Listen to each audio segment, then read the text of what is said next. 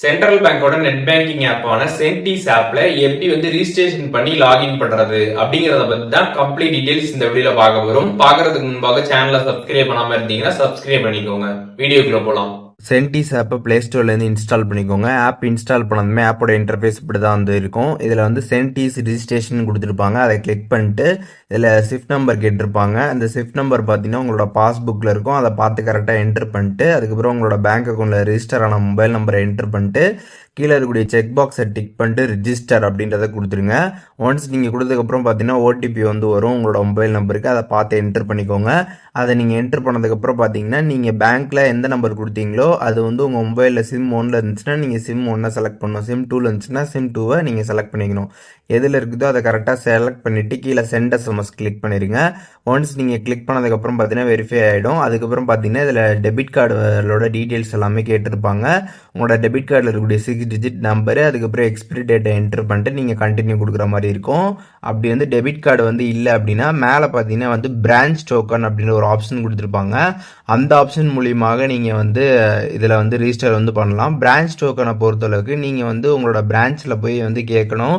இந்த மாதிரி debit card என்கிட்ட இல்லை, நான் நெட் பேங்கிங் ரிஜிஸ்டர் பண்ணணும் அப்படின்ற மாதிரி அவங்கள்ட்ட போய் நீங்கள் கேட்டிங்க அப்படின்னா அவங்களுக்கு ஒரு நம்பர் கொடுப்பாங்க.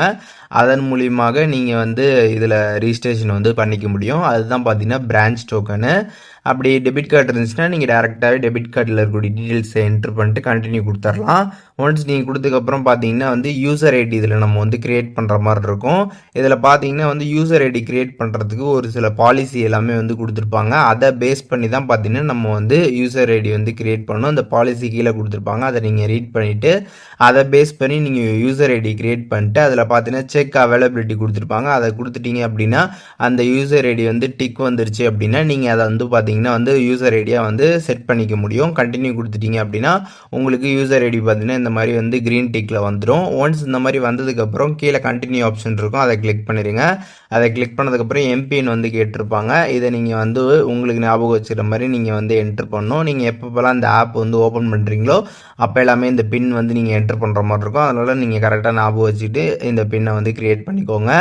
அதுக்கும் பார்த்தீங்கன்னா பாலிசி எல்லாமே கொடுத்துருப்பாங்க. அதை பேஸ் பண்ணி தான் பார்த்தீங்கன்னா நீங்கள் அந்த எம்பிஎன் அப்படின்றத செட் பண்ணணும். கீழே பாலிசி இருக்கும். அதை செக் பண்ணிவிட்டு அதை பேஸ் பண்ணி கரெக்டாக நீங்கள் எம்பிஎனை செட் பண்ணிவிட்டு திருப்பி ரீஎன்ட்ரு பண்ணிவிட்டு கீழே கண்டினியூ கொடுத்துருங்க.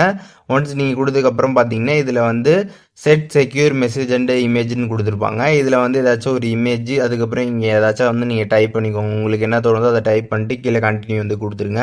ஒன்ஸ் நீங்கள் கொடுத்ததுக்கப்புறம் பார்த்தீங்கன்னா இந்த மாதிரி வந்துடும் சக்ஸஸ் அப்படின்ட்டு. இதில் சீக்ரெட் கொஷின்ஸ் எல்லாமே கேட்பாங்க. அதெல்லாமே நம்ம என்னன்னு பார்த்து அதுக்கு கரெக்டாக ஆன்சர் பண்ணி வைக்கணும். அது உங்களுக்கு வேணும் அப்படின்னா நீங்கள் எஸ் ப்ரொசீட் கொடுத்து அந்த கொஷின் எல்லாமே நீங்கள் பார்த்து ஆன்சர் பண்ணி வச்சுக்கோங்க. அப்படி வேணாம் அப்படின்னா டேரெக்டாக அதில் நோ லேட்டர் அப்படின்றத கிளிக் பண்ணிடுங்க. அதை நீங்கள் கிளிக் பண்ணதுமே பார்த்தீங்கன்னா திருப்பி உங்களுக்கு இந்த பேஜ் ஓப்பன் ஆகிடும். இதில் உங்களோட யூசர் ஐடி இல்லை ஸ்விஃப்ட் நம்பரை போட்டு இதில் லாகின் அப்படின்றத நீங்கள் கிளிக் பண்ணிடணும். ரெண்டு இதில் ஏதாச்சும் ஒன்று போட்டு லாகின் கொடுத்துட்டீங்க அப்படின்னா அதுக்கப்புறம் உங்களோட எம்பின்னு கேட்பாங்க. அதை என்ட்ரு பண்ணிட்டு கீழே பார்த்தீங்கன்னா ஒரு செக் பாக்ஸ் இருக்கும். அதை டிக் பண்ணிட்டு லாகின் கொடுத்துருங்க.